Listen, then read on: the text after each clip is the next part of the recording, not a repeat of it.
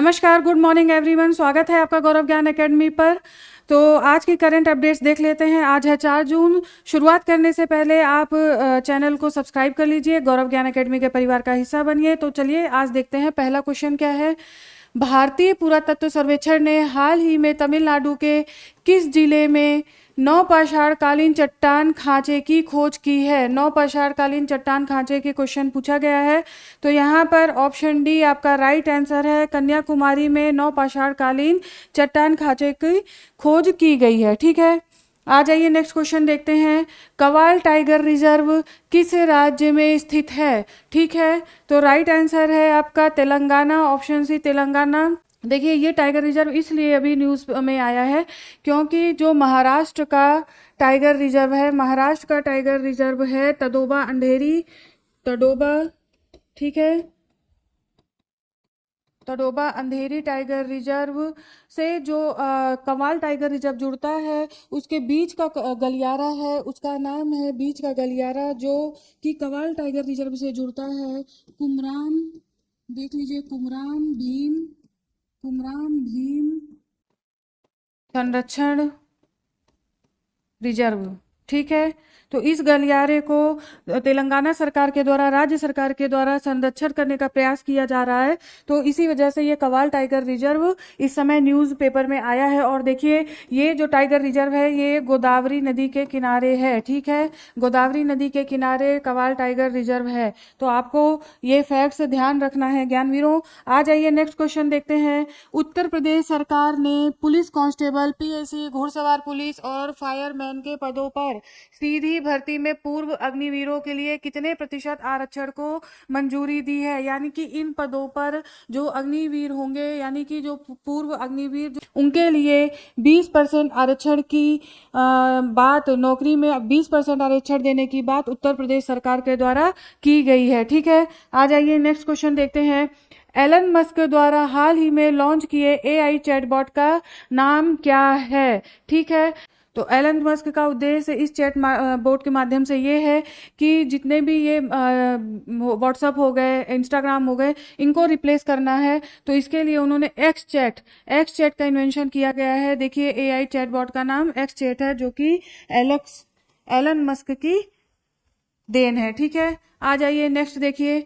Norway शतरंज tournament के classical category में डी गुकेश ने किस विश्व चैंपियन को पराजित किया?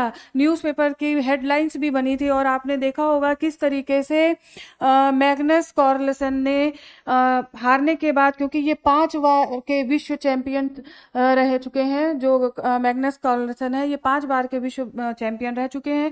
इन्होंने हारने के बाद भी टेबल पे इतनी तेज से, मतलब अपने आप को कंट्रोल नहीं कर पाए, इतनी तेज से मारा है। जबकि डी गुके से सीखने वाला है, ये तमिलनाडु के हैं, मूलतः तमिलनाडु के रहने वाले हैं। ये इन्होंने पेशेंस के साथ, जीत के बावजूद बहुत आराम से, संयम के साथ खड़े हुए हैं। तो ये चीज़ें सीखने वाली हैं। चलिए आ जाइए नेक्स्ट देखते हैं। हाल ही में करोल नवरोकी को किस देश का राष्ट्रपति चुना गया है? ज्ञानवीरों, अक्सर राष्ट्रपति जब किसी भी देश में चुनाव होता है तो जरूर क्वेश्चन आता है। ठीक है ना, तो आपको ध्यान रखना है।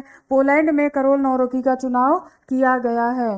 नेक्स्ट देखिए, प्राइस की रिपोर्ट के अनुसार कौन से राज्य में सबसे अधिक कृषि परिवार गैर कृषि आय पर निर्भर हैं? यानी कि उनके इनकम का जो सोर्स है वो एग्रीकल्चर के अलावा और भी चीज़ें हैं जहाँ से उनकी इनकम आ रही है। ये क्वेश्चन पूछा गया है। तो यहाँ पर आपका राइट आंसर है नागालैंड। ठीक है, नागालैंड में सबसे ज़्यादा परिवार, करीब 98% तक परिवार गैर कृषि आय स्रोत पर भी निर्भर है। इसके अलावा देखिए, पंजाब जो है, पंजाब सबसे ज़्यादा किसानों की अगर आय देखी जाए तो पंजाब में किसानों की आय बच्चों सबसे ज़्यादा है। आपको ये ध्यान रखना है, पंजाब की आय सबसे ज़्यादा है किसानों की। करीब सालाना इनकी जो इनकम है वो 24 से 25 लाख रुपए आकी गई है। ठीक है, आ जाइए नेक्स्ट क्वेश्चन देख लीजिए।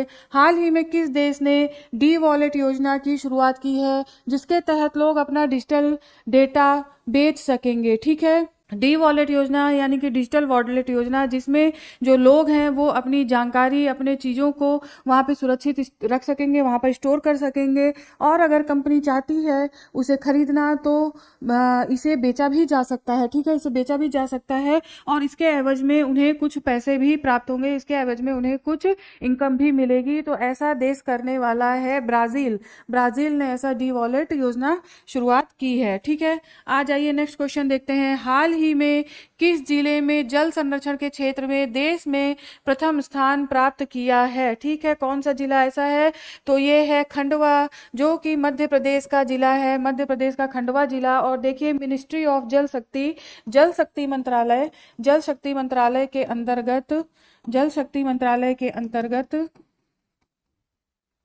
जल संचय जल संचय जल संचय जन भागीदारी अभियान। ठीक है, जल संचय जन भागीदारी अभियान, जन भागीदारी अभियान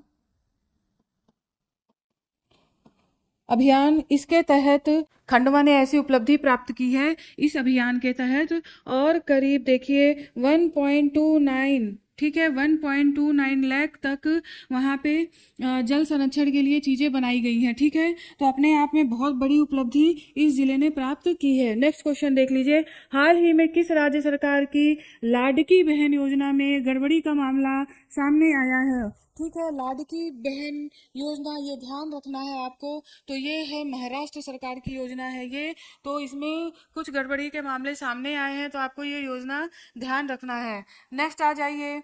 बाजार पूंजीकरण के आधार पर वैश्विक प्रौद्योगिकी कंपनियों की सूची में भारत की कौन सी कंपनी शीर्ष 30 में शामिल हुई है? ठीक है, तो देखिए ये जो रिपोर्ट आई है वो है आर्टिफिशियल आर्टिफिशियल ठीक है, artificial intelligence report, intelligence report. ठीक है, इंटेलिजेंस रिपोर्ट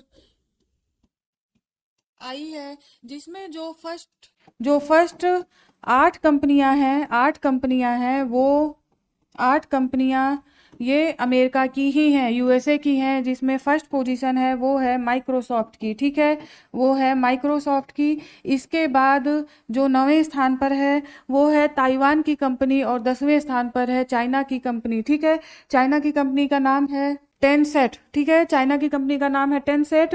और भारत की जो कंपनी है वो है रिलायंस इंडस्ट्री, जिसको 23rd पोजीशन प्राप्त हुई है। तो ऐसा क्वेश्चन भी आपसे पूछा जा सकता है। ठीक है, 23rd पोजीशन प्राप्त हुई है।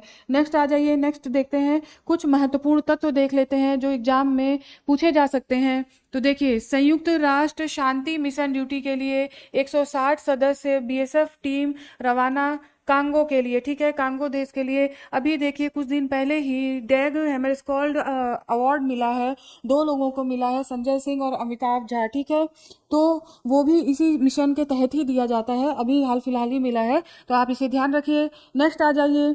दुनिया की सबसे ऊंची 3D प्रिंटेड इमारत कहाँ पर बनाई गई है?